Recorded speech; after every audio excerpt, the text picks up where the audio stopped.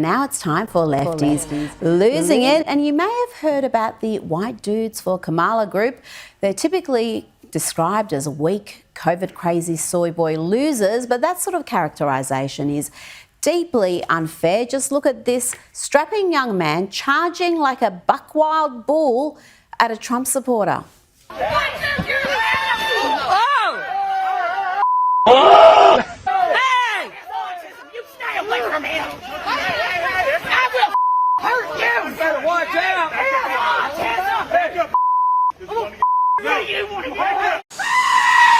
You can tell which ones are Kamala fans. They're the ones wearing masks outdoors in 2024. And they're the ones screaming abuse and threats. You will talk about my boy! You will call my boy! I will slap the goddamn thing! No violence! Joe Biden, Joe President! No violence, no violence, no violence, no violence. I feel that way! No violence, Let me tell you something, you aborted you're retroactive. She seems nice. If she doesn't want her boy manhandled, then perhaps tell him not to attack folks. Pretty simple, I would have thought. Now, CNN might be chock full of lefties losing it, but sometimes they have a lone conservative up against the crazy libs, and often that lone conservative is Scott Jennings, and God bless him, he just keeps recording W's. This is what Kamala Harris and Tim Walz believes, is that it's none of your business what women do with their body. And so stay out of our doctor's offices and stay out of our bedrooms. Well, I guess I'll have to speak up for the babies. They're not here to speak for themselves. Lord have mercy.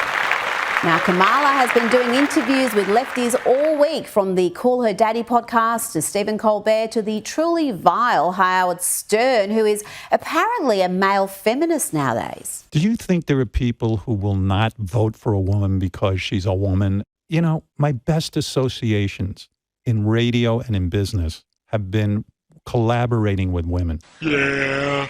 And I don't understand this philosophy, especially guys who have daughters and sisters and mothers. This is the same Howard Stern who fantasized about sexually assaulting school shooting victims and sexualized the Olsen twins when they were just 13 years old. There was really good-looking girls running out of there with their hands over their heads. Yeah, I think the bomb teams are still working. Did those kids try to have sex with any of the good-looking girls? They didn't even do that. At least if you're going to go kill yourself and kill all the kids, like, why wouldn't you have some sex? And then I said, oh, get the Olsen twins, Mary Kate and Ashley Olsen. What are they up to? Well, those are the two kids from Full House. Remember the two little girls from Full House? Sure. Well, now they're like 13, and they're pieces of ass. And he wasn't just vile about women and children, he also thought this was funny. Hey, Robin, what does you call a black rocket scientist? I don't know. But you know, anything can be forgiven and forgotten if you become a rabid anti-Trumper. Here's Howard Stern talking about how much he hates Trump voters. I don't hate the guy. I hate the people who vote for him. I think they're stupid. I do. I'll be honest with you. I have no respect for you. Joining me now with the latest from the US is Sky News contributor Kosha Gator. Kosha, while Florida is hit with Hurricane Milton, which has pounded the state with ferocious 100-mile-per-hour winds, producing a series of devastating tornadoes, the vice president, the woman who wants to be leader of the free world, was kicking back, having a beer with late-night lefty TV host Stephen Colbert. I'm just curious. Okay, the last time I had beer was at a baseball game with Doug. Okay, so cheers. There cheers. You go. There you go.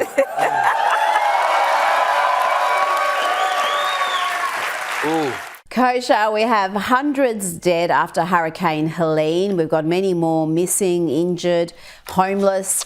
Hurricane Milton was about to make landfall in Florida, and the Veep is lying about the Florida governor, Ron DeSantis, and giggling and drinking beer with Colbert. I mean, to me, that should be the next Trump ad. And it probably very well will be, Rita. Before this hour is up, he's been doing this thing where he just takes live raw footage of her and says, I'm Donald Trump, I approve this message. Look, I think on a macro level, it is interesting to see that she's suddenly doing this media blitz, albeit with friendly outlets. It is, I think, telling a little bit because it's an about turn from the strategy her campaign was pursuing in the last 35 days or so. But the specific outlet, the way it was set up with the beer and the laughing and all of that, with the backdrop of, unfortunately, despite the evacuation orders, we are going to see hundreds of people die, and hundreds of people already did with Hurricane Helene. It's a fair point. It does come across as not the best judgment or a little bit tone deaf. And I'll make another second quick point too. I get late night TV, and it's meant to be sort of fun, and drinking and all that on there is appropriate. Millions of people do, but I don't think it was actually the smartest move for her, because there have been memes on the internet about her, maybe being a little bit more prone to the drinking, and also just she's trying to establish herself as a serious person. And I don't know that really helps advance that. So on multiple levels, I don't think it was a wise move, but in the media cycle that we're in, it'll probably be forgotten and covered with her next appearance in the next outlet she's going to do. You're right there, Kosha. Even Saturday Night Live made some jokes about Kamala's fondness for wine. I think it's a little bit unfair, but that narrative is certainly out there. Now, Hurricane Milton has made landfall. Over 5 million Floridians have been forced to evacuate, marking the largest mass evacuation in over a decade. Over 1 million homes are without power. Here's what Florida Governor Ron DeSantis had to say. We have seen a weakening of the storm over the last 24 hours. We also saw it sped up, which means it's hitting the Gulf Coast prior to high tide, which we hope will help mitigate some of the storm surge. There's already been 116 tornado warnings with 19 confirmed touchdowns throughout the state, 9 flash flood warnings, and 4 additional flood watches, with many, many more to come.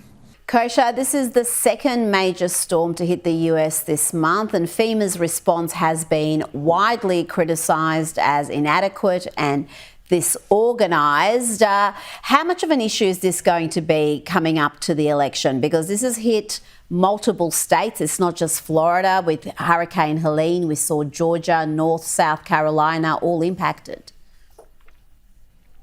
It is, on top of just the natural disaster and the loss of life, it is becoming a political story on 2 fronts. One is it's highlighting another dysfunction in the government or misaligned priorities, where the FEMA funding has been slow to come out or constrained to $700 per person, and when juxtaposed against the thousands of dollars that are being spent on housing illegal immigrants, on foreign interventions and all of that, it's just not a good look, and it certainly goes to the heart of the contrast between the 2 campaigns.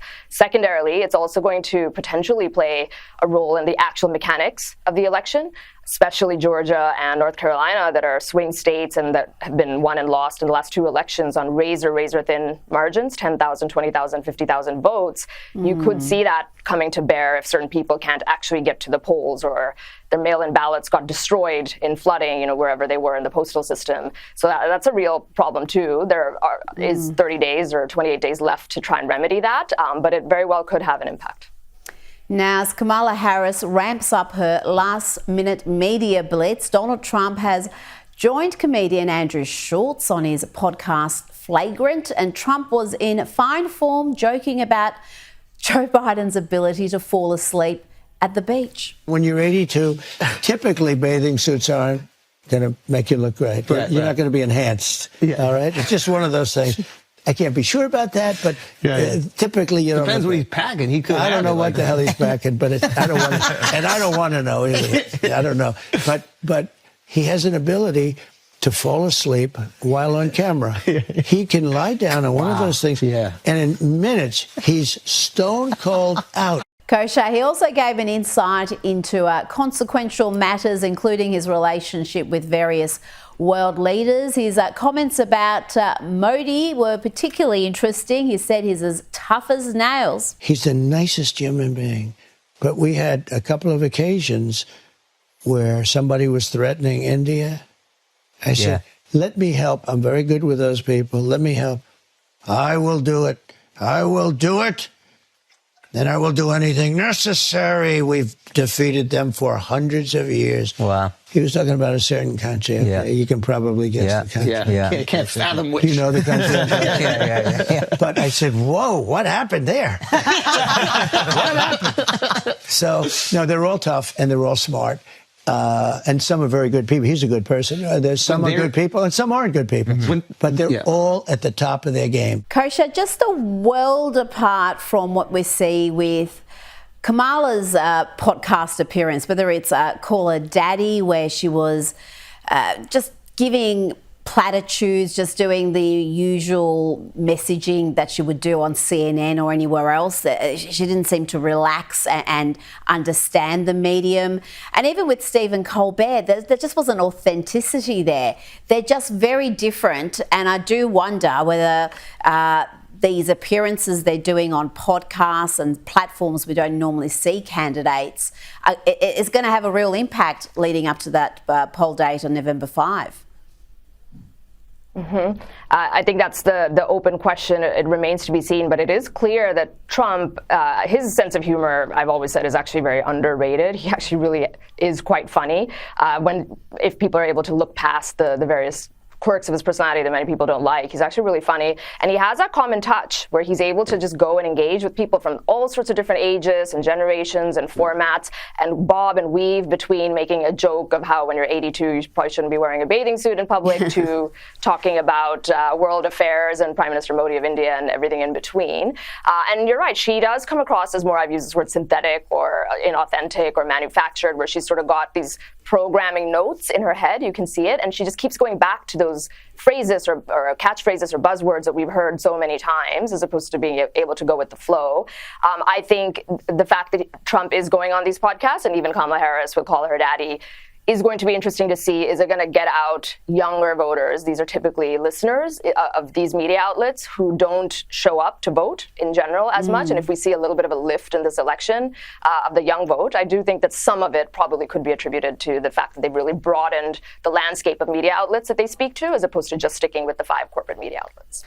Now to another knucklehead moment from Kamala Harris's running mate, Tim Walz, who said the US needs to get rid of the Electoral College. The comments were made during his speech at a fundraiser at the home of far-left California Governor Gavin Newsom. The Harris-Walz campaign has walked back those comments already, saying in a statement that Walz believes that every vote matters in the Electoral College and that he was merely commenting to a crowd of strong supporters about how the campaign is built to win 270 electoral votes. I don't know how they can explain that comment in those terms, but Tim Walz just seems to be a walking, talking disaster. Every time he's in front of a microphone, something goes wrong, whether it's a debate, an interview, or at a fundraiser here. Yes, and it maybe calls into question how much vetting had been done when you have this truncated campaign and she's just basically came out of nowhere, Kamala on the ticket in 75 days. Maybe this is a consequence of that. Not that Tim Walz hasn't been around. He has been for a while, but not on the national stage. In terms of the Electoral College thing, the Democrat Party has been crying about that for a long time because they do tend to win the popular vote even if they lose the Electoral College. Hillary Clinton famously had that happen to her and made sort of similar jabs. They talk about packing the Supreme Court, which is another thing that they flirt with, where if you don't like the current balance, you can have more judges just added to it to change the ratio. They talk about giving statehood to Puerto Rico, which would also go to damaging the Electoral College in its current state. So I think that is a belief held in many corners of the Democrat Party, and he just let it come out. Yep, he said the quiet bit out loud. He's done that a few times. And this is what's so remarkable about this election, because Trump is presented as this threat to democracy, threat to norms, threat to the republic, but it's the Democrats, as you've just explained, who are challenging everything from the legitimacy of the Supreme Court to the Electoral College system. Now, 60 Minutes has come under intense criticism. We talked about this last night. It seems they've tried to save Kamala Harris, removing one of her most incoherent answers from what was aired on Monday evening in the US. Here's a preview clip that 60 Minutes themselves posted on Sunday. It's her full answer, which was widely mocked. But it seems that Prime Minister Netanyahu is not listening. Well, Bill, the work that we have done has resulted in a number of movements in that region by Israel that were very much prompted by or a result of many things, including our advocacy for what needs to happen in the region. But here's what viewers actually saw on Monday night on television. But it seems that Prime Minister Netanyahu is not listening. We're not going to stop pursuing what is necessary for the United States to be clear about where we stand on the need for this war to end. How do you explain that, Kosha? The power of editing can take the rambling and the verbose and make it look more coherent, even though I will say even the edited piece had far too many words. Like, she always uses 10 to 12 words where one word would suffice, and really effective communicators are good at using fewer words because you make the point sharper.